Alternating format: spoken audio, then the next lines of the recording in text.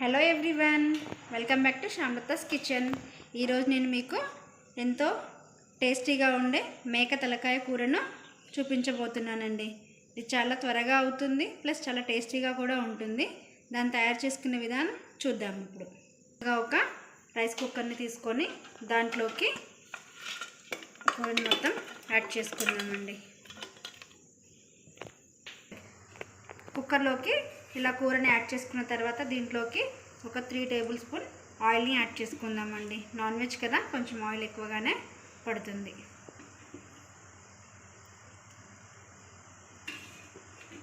ఒక medium size ఉల్లిగడ్డల్ని 2 add చేసుకుందామండి. అలాగే దీంట్లోకి కట్ చేసి పెట్టుకున్న 2 పెద్ద టమాటో ముక్కల్ని కానీ లేకుంటే చింతపండు రసాన్ని కూడా యాడ్ చేసుకోవచ్చండి.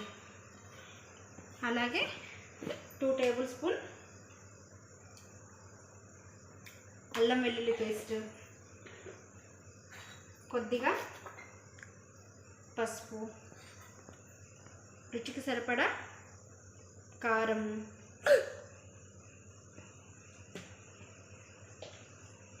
2 టేబుల్ స్పూన్ ధనియాల పొడి,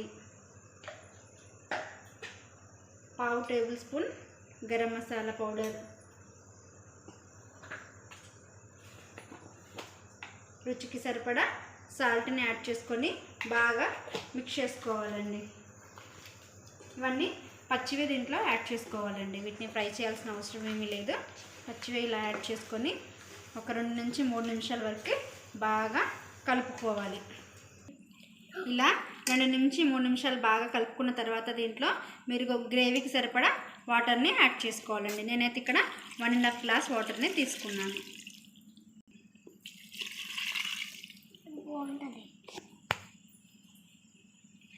దీన్ని ఒక కుక్కర్ మూతతో పెట్టుకొని ఒక 6 నుంచి 7 విజిల్ వరకు ఉడకనిద్దామండి.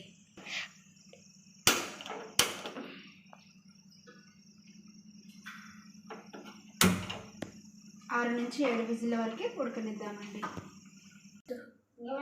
విజిల్ వచ్చాయండి. ఇప్పుడు కుక్కర్లోని ఆవిరి మొత్తం తీసివేసిన తర్వాత చూద్దాం ఎలా అయిందో కూర.